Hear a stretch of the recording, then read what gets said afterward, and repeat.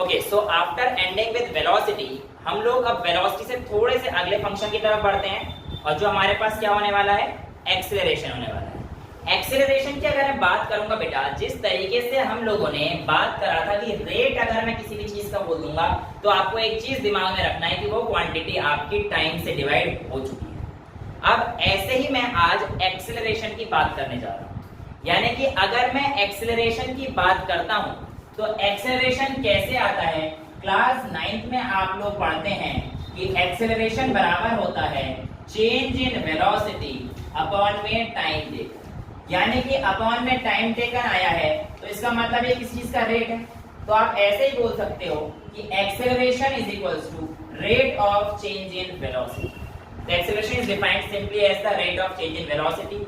जब आपसे बोलेगा कि एवरेज एक्सेलरेशन क्या है, किसी भी पॉइंट पर एवरेज एक्सेलरेशन क्या है, तो बेटा याद रखिएगा आप लोग ऐसे करेंगे, चेंज इन वेलोसिटी मतलब v2 minus v1 upon time कितना हो जाएगा t2 माइनस t1। अगर मैं आपसे कहता हूं ए एवरेज आपको निकालना है तो v2 minus v1 upon t2 minus t1। Well यहां पर हम लोग देखेंगे कि v2 माइनस v1 हमारे पास डेल्टा v की वजह से आता है और t2 माइनस t1 हमारे पास डेल्टा t आता है। जहां पे भी हमारे पास डेल्टा v होगा डेल्टा t आएगा, ये हमारे पास क्या हो जाएगा, एवरेज एक्सेलरेशन हो जाएगा। लेकिन जैसे ही मैं इस चीज को थोड़ा सा आगे बढ़ा देता हूं और मैं कहता हूं आप लोगों से कि आप लोगों को इंस्टेंटेनियस एक्सेलरेशन निकालना है। देखो मैथ की टर्म्स में जब भी इंस्टेंटेनियस आएगा तब मैंने आपको बताया था वो पॉइंट जहां पे डेल्टा t टेंड्स टू 0। याद कीजिए मैंने आपको बाइक का एग्जांपल दिया था, मैंने कहा था वो पॉइंट बताओ, वो टाइम बताओ जिसमें वो पहिया जमीन को छू रहा होगा। अगर बाइक का पहिया तेज तेज घूम रहा है तो एक वो टाइम जिसपे वो पहिया छू रहा होगा बहुत ही कम टाइम के लिए होगा, तुरंत आगे बढ़ जाएगा ऊपर, तो वो टाइम बहुत छोटा टाइम है। उस समय पर डेल्टा t टेंड्स टू 0 होगा। वो वैसे पर्टिकुलर अगर डिफाइन करा जाए तो वो इंस्टेंटेनियस होता है। बट इंस्टेंटेनियस हमारे फिजिक्स में या जो केमिस्ट्री में चलती है उसमें ऐसा मानिए कि इंस्टेंटेनियस एक्सेलरेशन अगर पूछा है तो एक पर्टिकुलर इंस्टेंट ऑफ टाइम पे आपसे पूछा गया है। तो इंस्टेंटेनियस एक्सेलरेशन को जब हम छोटी वैल्यू के लिए डिफाइन करते हैं तो डेल्टा ना लिखकर और हम लोग छोटा कर देते हैं कि dv ओवर dt, यानी कि differentiation of velocity gives acceleration. यहां तक आप लोगों को क्लियर हो गई ये चीजें। अब एक्सेलरेशन की दो वैल्यू हो सकती है बेटा, एक पॉजिटिव एक्सेलरेशन और एक नेगेटिव एक्सेलरेशन। नेगेटिव एक्सेलरेशन को आप लोग रिटार्डेशन भी कहते हैं। Well today a very interesting question comes in my mind. ये आपके सामने एक टेनिस बॉल है, अगर मैं इसे जमीन पर फेंकता हूं तो ये बाउंस करके ऊपर तक आ रही है, सबको दिख रहा है। बट अब मैं यहाँ पे अंडा नहीं फेंकना चाह रहा था क्योंकि अगर अंडा नीचे फेंकूंगा तो क्या हो जाएगा, गंदा हो जाएगा, टूट जाएगा। But why this happen? Okay, if I would have chosen an apple और tomato, same thing would have happened, but it won't be bouncing back. Ball तो बाउंस कर रहा है बट एक अंडा या टोमेटो बाउंस नहीं करता। Well you people will be answering कि सर उसके अंदर मास होता है, वो सॉलिड होता है, ये हॉलो है and blah blah blah blah. But मैं आपको कहूं कि आंसर कहीं ना कहीं यहां से रिलेट कर रहा है या इस एक्सेलरेशन से रिलेट कर रहा है, तो यू विल बी अमेज्ड कि हाउ एक्सेलरेशन की वजह से कोई चीज बाउंस कर रही है या कोई चीज टूट रही है। Well dear students, this is very interesting fact कि जमीन पर पड़ने से अगर कोई भी चीज कभी टूटती है तो उसकी वजह होती है एक्सेलरेशन, ना कि उसका मास। याद रखना जिंदगी भर। आज से ये गलती मत करना प्लीज, भगवान के लिए। कैसे? अब छोटे पंख को फेंके और हम गिरे तो अभी देखते हैं जरा क्या अंतर आने वाला है। वैसे मैंने आपको ऊपर से कूद के बता दिया था कि जो एक्सेलरेशन है वो मास इंडिपेंडेंट होता है, यानी कि जब मैं गिरूं या पंख गिरे टाइम पे तो कोई फर्क नहीं पड़ रहा था मेरे हिसाब से। टाइम इंडिपेंडेंट ऑफ मास था, बस वो हाइट पे डिपेंड कर रहा था। बट मैं तो यहाँ पे आपसे अलग ही चीज बोल रहा हूँ। मैं कह रहा हूँ एक बॉल नीचे करी वो बाउंस बैक करी, बट एक अंडा नीचे गिरा वो टूट गया। Why? Well the answer is in terms of acceleration. आज मैं आपको बताता हूँ एक्चुअल में ऐसा होता है बेटा, अंडा, पहले इस बॉल को कैलकुलेट कर लेते हैं। लेट्स से आपको एक नॉर्मल ये कन्वेंशन आता होगा, साइन कन्वेंशन। कोई भी चीज नीचे जाएगी वो नेगेटिव, कोई भी चीज ऊपर आएगी वो पॉजिटिव, ये आपको पता है। वैसे आप किसी भी फ्रेम ऑफ रेफरेंस को चूज करके अपना नीचे नेगेटिव मान सकते हो, ऊपर पॉजिटिव मान सकते हो, या वाइस वर्सा भी ट्रू है। बट ये है कि जो एक बार माना है उसी के रेट में आप अपनी क्वेश्चंस करिएगा।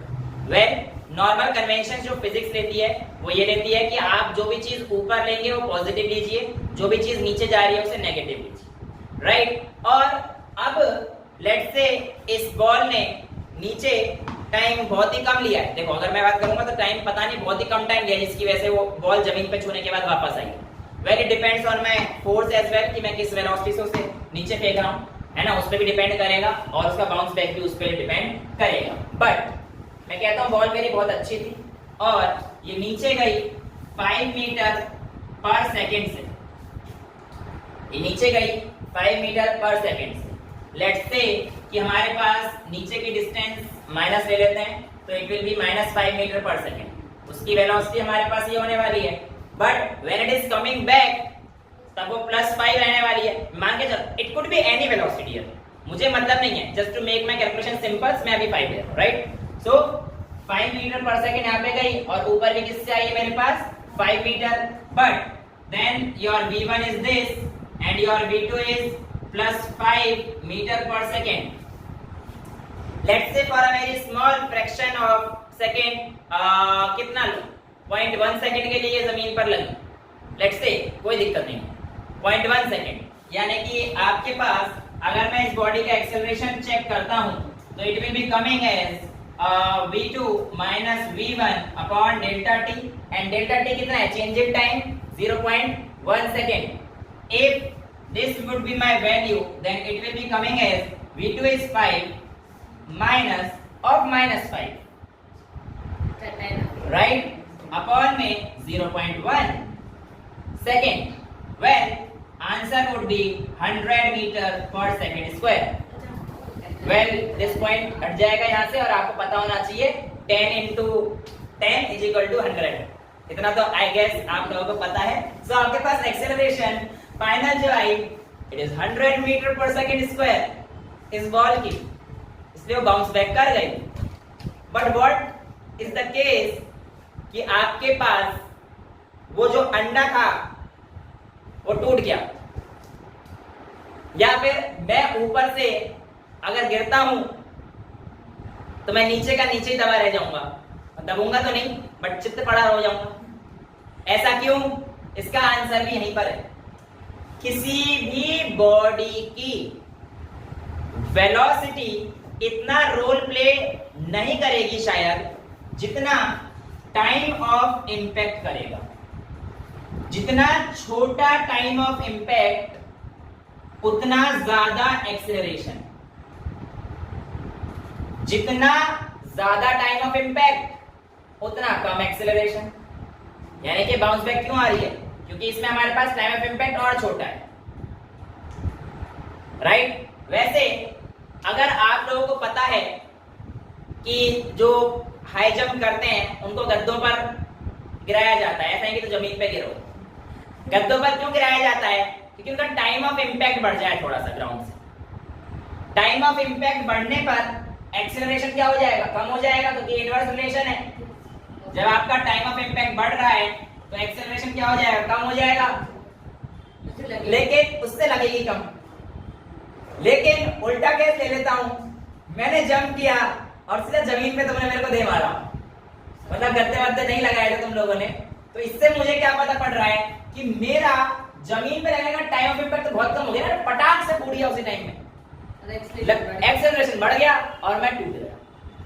यानी कि किसी भी बॉडी के ब्रेक का कॉज उसका इंक्रीज एक्सेलरेशन होता है, और इसी वजह से अंडा टूटता है, क्योंकि उसकी वेलोसिटी से नहीं, उसका जो टाइम ऑफ इंपैक्ट है वो कम होता है और तुरंत ही वहां से टूट जाता है। This is how the things breaks in physics.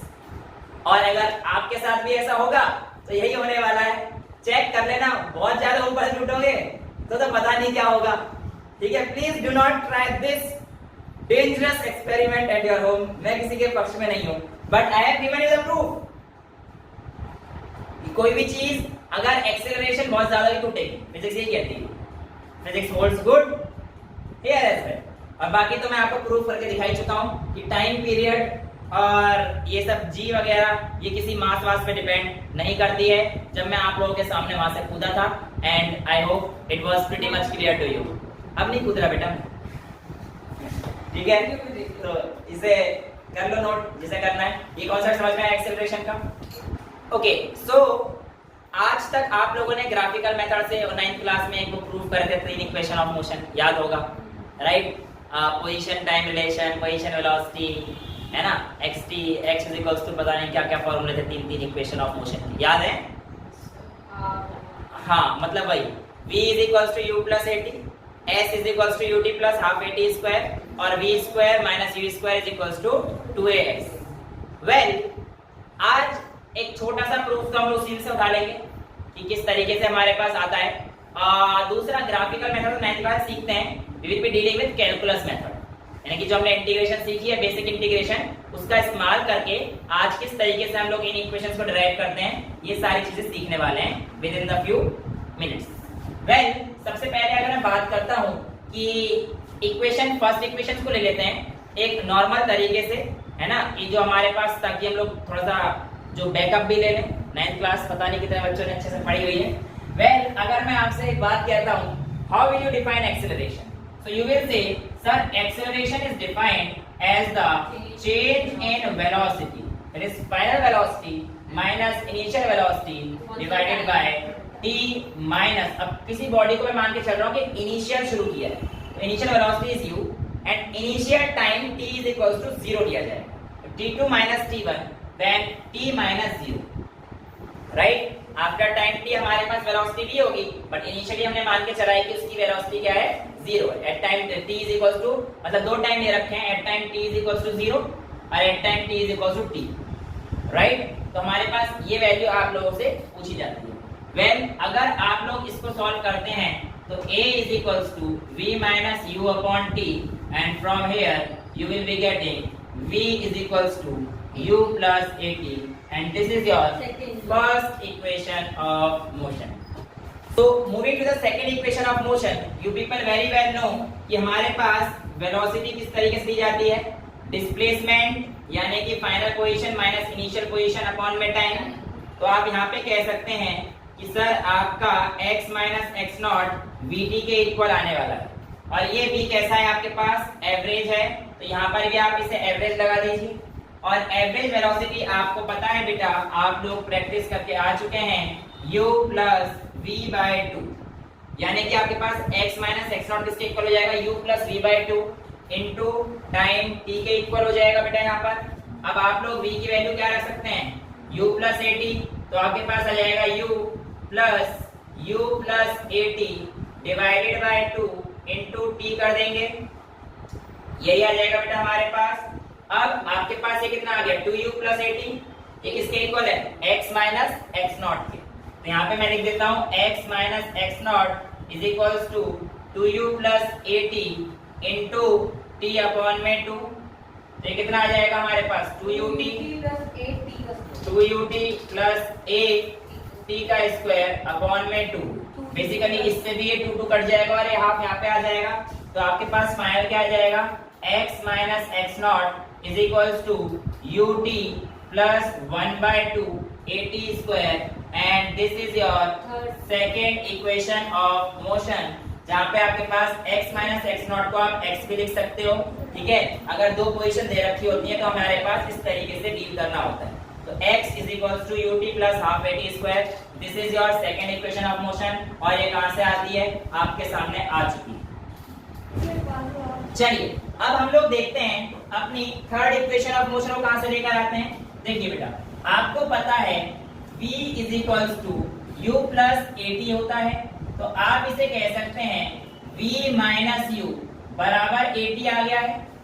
और आपको एक चीज और पता था अभी अभी कि एवरेज वेलोसिटी इनटू टाइम अगर आप कर देते हैं, यानी कि v एवरेज इनटू टाइम अगर आप कर देंगे तो ये आपके पास x माइनस एक्स नॉट के इक्वल आ जाएगा। और आपको ये भी पता था कि आपके पास v एवरेज की वैल्यू क्या आई थी, v plus u by 2 into t is equals to x minus x naught, यही आई थी बेटा आपके पास।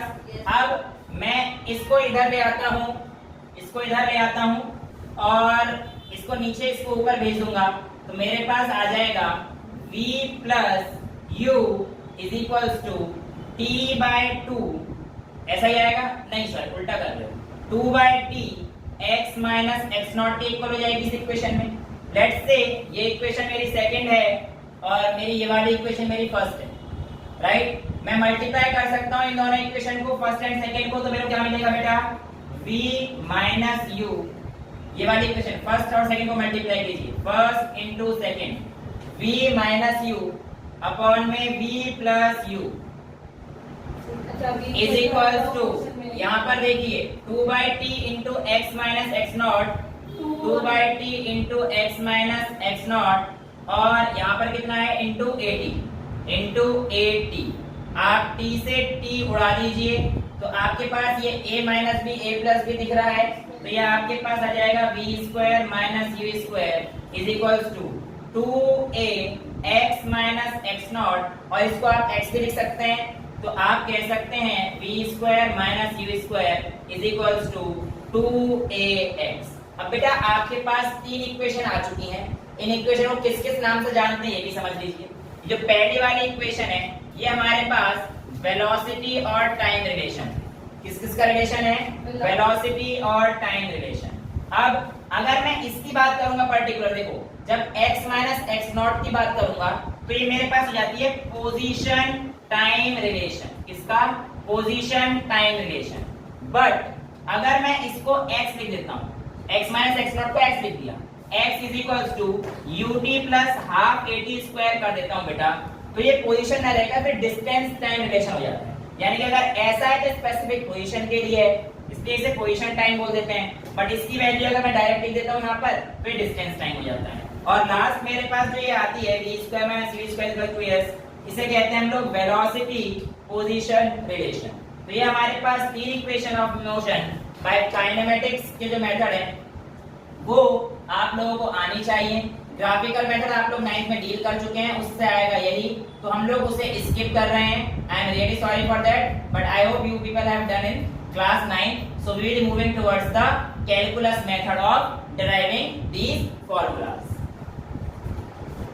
ये सब जो हम लोग बातें पढ़ रहे थे, टू बी वेरी ऑनेस्ट, एक दो बातों को छोड़ दें तो 9th क्लास पढ़ रहे थे, मतलब 11th में तो पहुंचे ही नहीं थे। बट दिस टाइम जो बोर्ड्स वाले बच्चे हैं जिनको क्लास 11th में स्कूल में, इसमें से एक क्वेश्चन तो आता ही है कि भैया ये कैलकुलस मेथड से ये वाली इक्वेशन निकाल के दिखा दो, फर्स्ट इक्वेशन, सेकंड इक्वेशन या थर्ड इक्वेशन, ये आपको पेपर में मिलने वाला है।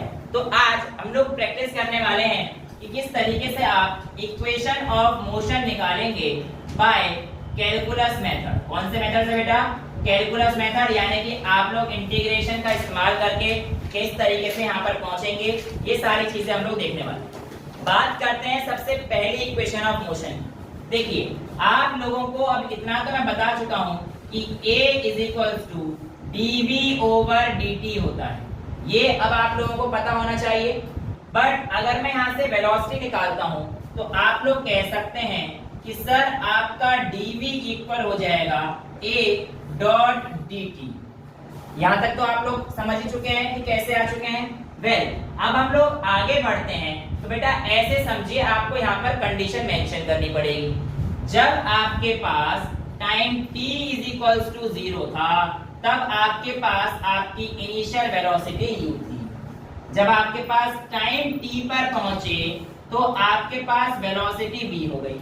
तो बेसिकली जब मैंने आप लोगों को बेसिक इंटीग्रेशन सिखाया था, तब मैंने आपको बताया था हम लोग कुछ लिमिट्स नाम की चीज देते हैं, जिसमें हमारे पास एक लोअर लिमिट होती है और एक अपर लिमिट होती है।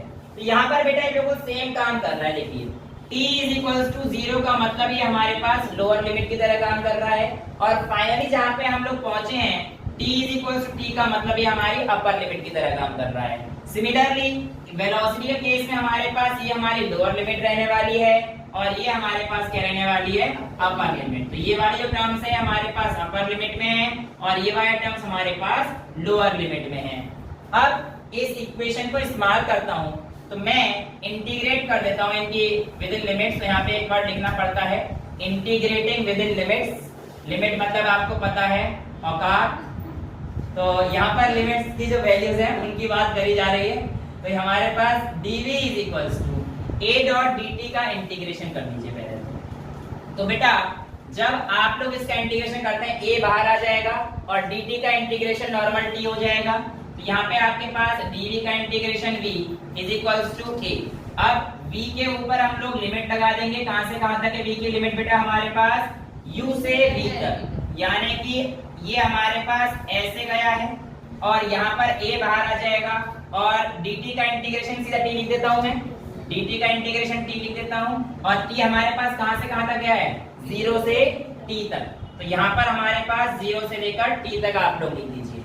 अब हम लोग आगे बढ़ते हैं। इस b में हमें ये दोनों वैल्यू पुट करनी पड़ेंगी बेटा, क्योंकि हमारे पास हम लोग जैसे काम x में करते थे, जैसे मैंने आपको बताया 3x लिखा होता था, तो इस x की जगह पर मैं v माइनस u लिख देता यहाँ पे 3 into v माइनस u। तो अब की बार वो वैल्यू हमारे पास सिर्फ v है, तो यहाँ हमारे पास क्या लिखना पड़ेगा, एक बार v की जगह पे ये वाला v minus lower limit upper limit minus lower limit, ये तो इंटीग्रेशन में होता है हमारे पास। तो v minus u is equals to a, t की जगह क्या लिखना पड़ेगा आपको, एक बार t फिर माइनस इसकी लोअर लिमिट 0, तो आपके पास ये कितना आ जाएगा 80।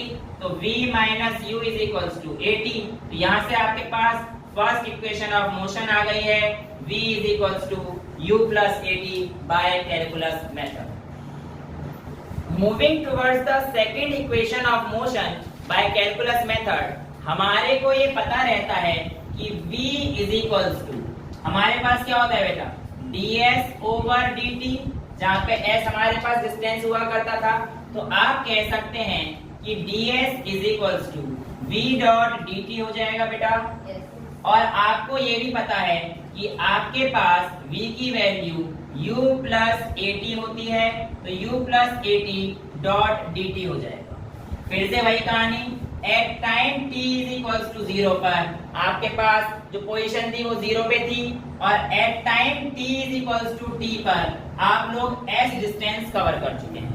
ठीक है, तो यहाँ पर आप लोगों के पास टाइम का फ्रेम क्या आ जाएगा, 0 से लेकर t तक, और डिस्टेंस का फ्रेम क्या आएगा, 0 से लेकर s तक, यानी कि डिस्टेंस की लोअर लिमिट 0 और अपर लिमिट s तक आप लोग पहुंच रहे हैं। यहाँ पर आप पुट कर दीजिए, तो आप करेंगे sir integration of ds is equals to integration of u plus 80 dot dt, इसका इंटीग्रेशन। अब यहाँ पर हम लोग कैसे करते हैं बेटा, देखिए u के साथ dt मल्टीप्लाई हो रहा है, u के साथ 80 भी मल्टीप्लाई हो रहा है, 80 के साथ dt मल्टीप्लाई हो रहा है। तो बेटा यहाँ पे तो u कांस्टेंट है, u के साथ t है नहीं, तो इसको तो बाहर ही निकाल लेंगे और dt का इंटीग्रेशन करेंगे। सिमिलरली a को तो बाहर निकाल लेंगे और t डॉट dt का इंटीग्रेशन करेंगे। आइए देखते हैं, बोलने में बड़ा कॉम्प्लिकेटेड लगता है। पहले इसे ds का इंटीग्रेशन s, और इसकी वैल्यू कहां से कहां तक है, 0 से लेकर s तक बेटा, lower limit upper limit is equals u, और इंटीग्रेट कीजिए dt को, क्योंकि u डॉट dt हो गया तो u डॉट dt हो जाएगा। ये कहां से कहां तक करना है हमें, 0 से लेकर t तक, फिर प्लस का साइन लगाइए, a बाहर लीजिए और आप t डॉट dt को इंटीग्रेट कीजिए, t डॉट dt कहां से कहां तक इंटीग्रेट करेंगे बेटा, फिर से वही 0 से लेकर t तक। अब यहाँ पे तो आपको दिख रहा है s माइनस 0, सिंपल ऐसे आ जाएगा, s की जगह एक बार s माइनस 0 रखेंगे, upper limit minus lower limit, फिर आ जाएगा s is equals to dt का इंटीग्रेशन t और t इंटू टी माइनस 0।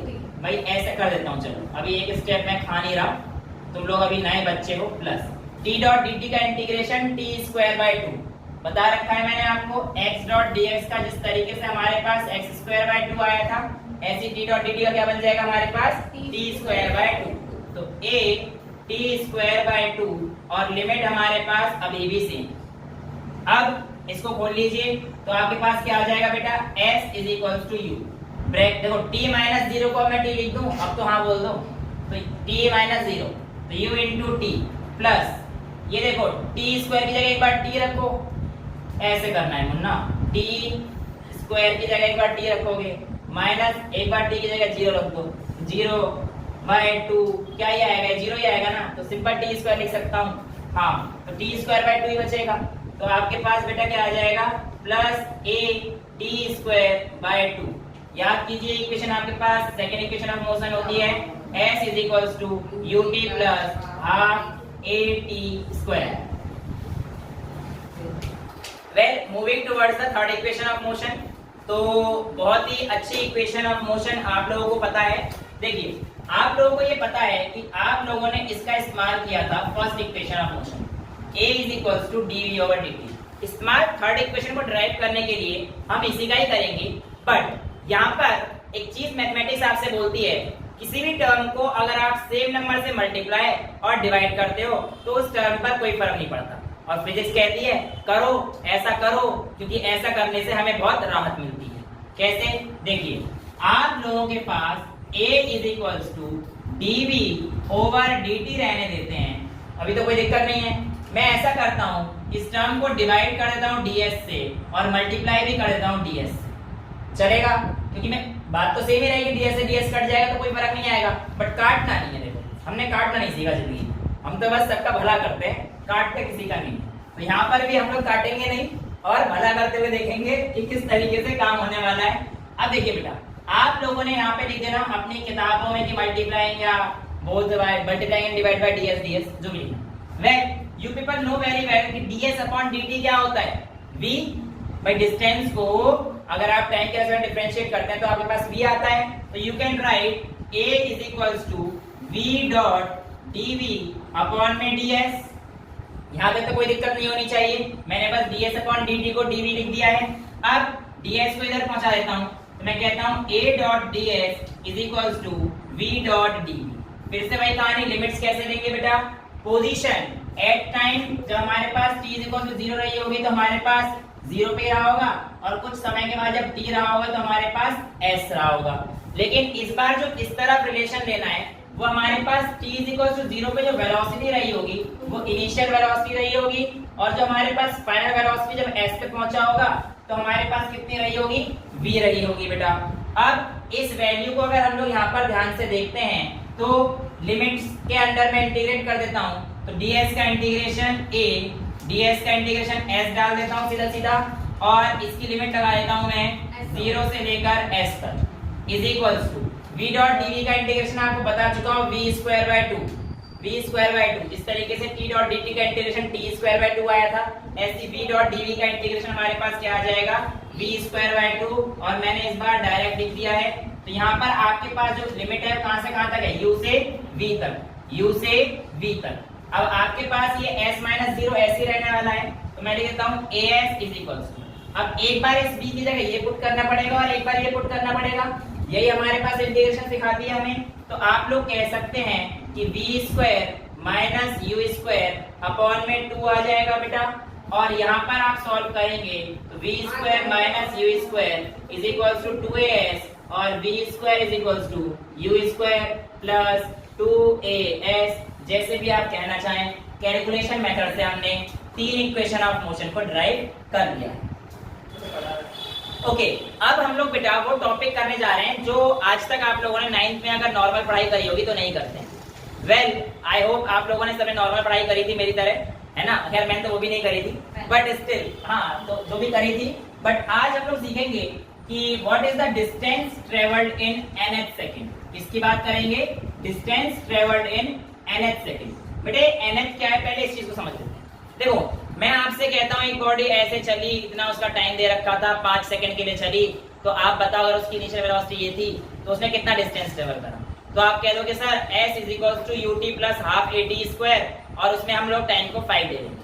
आपकी बात बिल्कुल परफेक्ट है और आपका आंसर भी सही है, लेकिन लेट्स से कि मैं इसी चीज को बदल देता हूँ।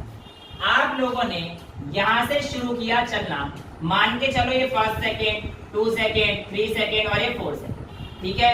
ये हमारे पास ऐसे कहानी थी, 0 से 1 सेकेंड यहाँ पर है, ये हमारे पास यहाँ पर है। मैं आपसे कहता हूँ किसी एक पर्टिकुलर nth सेकेंड में कितना डिस्टेंस ट्रेवल कर, nth मतलब 2 से 3 के बीच में ये कौन सा सेकेंड हो गया, first second, second second, third second, fourth second. मैं 4 सेकेंड नहीं बोल रहा इस बार, nth पावर बता रहा हूं मैं आपको, यानी कि इसके बीच में और इसके बीच में जो आपका काम चल रहा होगा उसकी वैल्यू पूछ रहा हूं।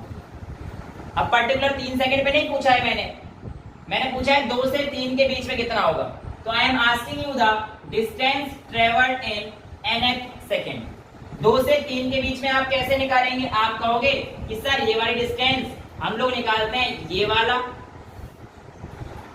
और उसमें से अगर मैं ये वाला माइनस कर दूं, भाई अगर मैं इस डिस्टेंस में से ये वाला माइनस करूं तो मेरे पास ये आ जाएगा सिंपल। बट ये निकालेंगे कैसे? इसके लिए हमारे पास एक ट्रिक होती है। ट्रिक क्या, पूरा तरीका ये पूरी डेरिवेशन ही है, distance travelled in nth second. इस बात से हमें ये समझ में आता है कि अगर पार्टिकल यहां से यहां पर चला है n सेकंड में, तो उससे जस्ट 1 सेकंड पहले ये वाला जो टाइम रहा होगा बेटा, ये आपके पास n-1 सेकंड रहा होगा।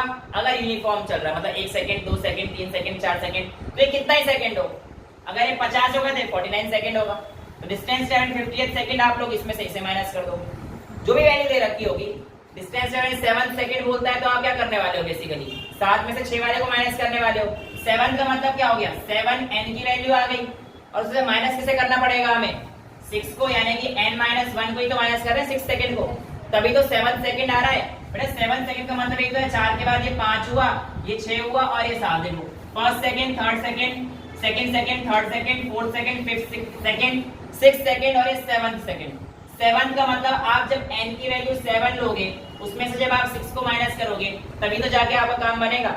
यानी कि किसी भी nth वैल्यू को निकालने के लिए आप लोग n में से n-1 की वैल्यू निकाल सकते हैं, n में से n-1 की वैल्यू निकाल सकते हैं, तो आपके पास आपका आंसर आ जाएगा। आइए देखते हैं कैसे करते हैं इस चीज को। वेल, अब मैं आपसे कहता हूं कि मान के चल लीजिए यहां से लेकर कोई बॉडी n सेकंड में कहीं भी गई, तो इसकी इक्वेशन आप लोगों को पता है, s is equals to u t plus half a t square हुआ करती थी। लेकिन अब हमारे पास t की जगह क्या है? n सेकंड है। मुझे नहीं पता ना हमारे पास क्या है, तो मेरे पास क्या है बेटा इस बार? n सेकंड है। तो s n is equals to t की जगह क्या डाल दूं मैं? n प्लस a की जगह t की जगह n स्क्वायर। ये मेरे पास sn टाइम में जो भी आपने डिस्टेंस ट्रेवल करा होगा वो आ जाएगा, क्योंकि यहाँ पे टाइम की t की वैल्यू क्या है मेरे पास? n है बेटा। और दूसरे केस में जब आपके पास इससे जस्ट पीछे वाला सेकंड होगा, उसको मैं कैसे लिखूंगा? sn-1। भाई इस पॉइंट पे से कितना डिस्टेंस ट्रेवल करा होगा, तो आप क्या कहेंगे? It is equals to u into n-1 plus 1/2 a into n-1 का whole square.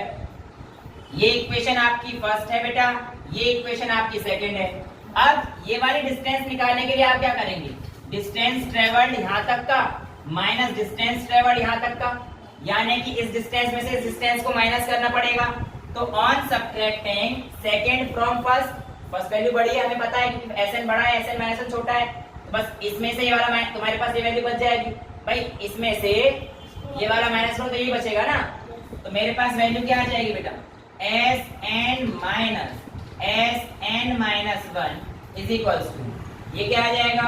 un plus 1/2 an square minus, इसे उड़ा दूं अब मैं क्योंकि मेरे पास जगह कम पड़ जाएगी, माइनस यहाँ पर आप इस वैल्यू को लिख लीजिए u into n-1 plus 1/2 into a, n-1 का whole square, a square plus b square minus 2ab।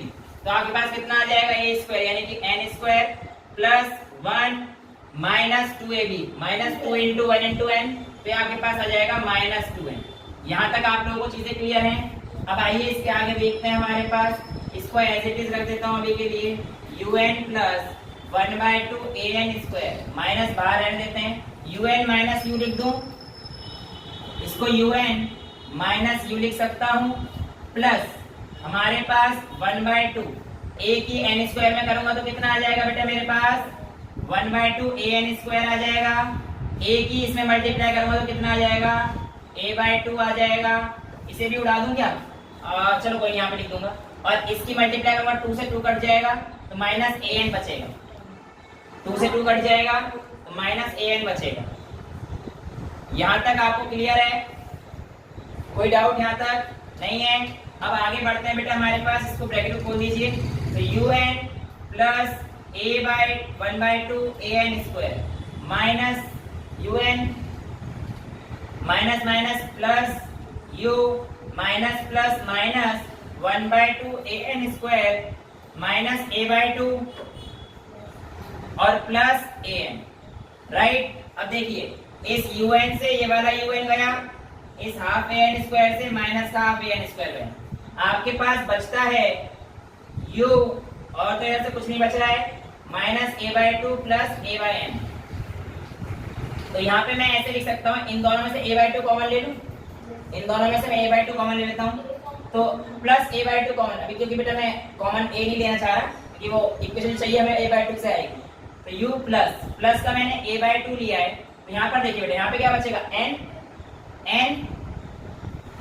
a/2 को मैंने और कॉमन ले लिया, तो n माइनस 1, ओके। तो यहाँ से हमने a/2 कॉमन लिया, n माइनस 1 बचा, लेकिन बेटा हमारे पास जो n की वैल्यू है इसमें अब हमें क्या करना पड़ेगा, क्योंकि a/2 कॉमन लिया है तो 2 की मल्टीप्लाई करनी पड़ेगी, ठीक है। देखो यहाँ से अगर आप समझ पा रहे हो तो हमने a/2 कॉमन लिया है तो ये तो 1 बचेगा, लेकिन यहाँ पे क्या करना पड़ेगा, 2 की मल्टीप्लाई करनी पड़ेगी ना, तभी तो हमारे पास ये वैल्यू सेम आती है। तो 9th क्लास की basic mathematics, u plus a/2 2n minus 1, ये किसके इक्वल हो जाएगा आपके पास, sn माइनस 1, और इसको हम लोग क्या कहते हैं snn, तो snn आपके पास किसके इक्वल आ जाएगा, u plus a/2 2n minus 1 के इक्वल आ जाता है, and this is how you will be calculating the distance travelled in nth second. अब मैं आपसे कहता हूं कि 4th सेकंड में कितना चला है, तो आप क्या करेंगे, s4 is equal to u आपकी इनिशियल वेलोसिटी, a आपका एक्सेलरेशन, 2 into 4 minus 1। इस तरीके से आप लोग सॉल्व करके nth वैल्यू को डिराइव कर सकते हैं। ओके, तो हम लोगों ने ये चीज जान ली है कि nth सेकंड में हम लोग जो है अपनी डिस्टेंस को कैसे कवर करते हैं। बस यही बिल्कुल सेम डेरिवेशन कैलकुलस मेथड से भी कर लेते हैं जो हम लोगों ने अब तक सीखे। देखो आप लोगों को ये बात पता है v इज इक्वल्स टू क्या होता है, ds ओवर dt। जिस तरीके से आप लोगों ने second equation of motion drive करी थी, यहाँ से दोबारा से वही काम करना है बेटा। आप एक बार ट्राई करके देखेंगे। चलिए स्टार्ट करते हैं कि हम लोगों ने कैसे करा था बेटा। अगर मैं कहता हूं कि n डिस्टेंस है जो हमारे पास मैक्सिमम लिमिट है, इस बार जो हमारे पास मैक्सिमम वैल्यू जाएगी डिस्टेंस की वो क्या जाएगी बेटा, हमारे पास n जाएगी, और जो लोअर लिमिट रहेगी वो कितनी जाएगी, n माइनस 1 जाने वाली है, राइट। अगर मैं ये काम डिस्टेंस के केस में कर देता हूं तो डिस्टेंस के केस में कितना हो जाएगा बेटा, sn हो जाएगा और sn माइनस 1 हो जाएगा, और टाइम के केस में t कितना हो जाएगा, फाइनल लिमिट n, और टाइम जो लोअर लिमिट रहेगी वो कितनी रहेगी, n माइनस 1 रहने वाली है। यहाँ तक तो आपको क्लियर है। अब आपको पता है v इज इक्वल्स टू हमारे पास क्या था बेटा, u plus at is equals to ds by dt आ जाएगा आपके पास। ये तो हम लोग कर चुके हैं सेकेंड इक्वेशन ऑफ मोशन में। इसको आप यहाँ पे मल्टीप्लाई कीजिए, u plus at dot dt is equals to ds आ जाएगा। यानी कि इसको हमें दोबारा से क्या करना है, इंटीग्रेट करना पड़ेगा, और फिर से वही कहानी ut plus u dot dt, मतलब u बाहर ले लीजिएगा, u बाहर ले लीजिएगा और dt का आप इंटीग्रेशन करिएगा, a बाहर लीजिएगा और t डॉट dt का इंटीग्रेशन करिएगा। ds का इंटीग्रेशन यहाँ पर आपको करना पड़ेगा, और लिमिट कहाँ से कहाँ तक लगेगी ये आपको मैं बता चुका हूँ। मैं वो वाले साइन नहीं लगा रहा हूँ, वो एक स्टेप में खा गया हूँ, ठीक है। अच्छा, t की वैल्यू हमारे पास कहाँ से कहाँ तक जा रही है बेटा, n माइनस 1 से लेकर n तक, क्लियर है।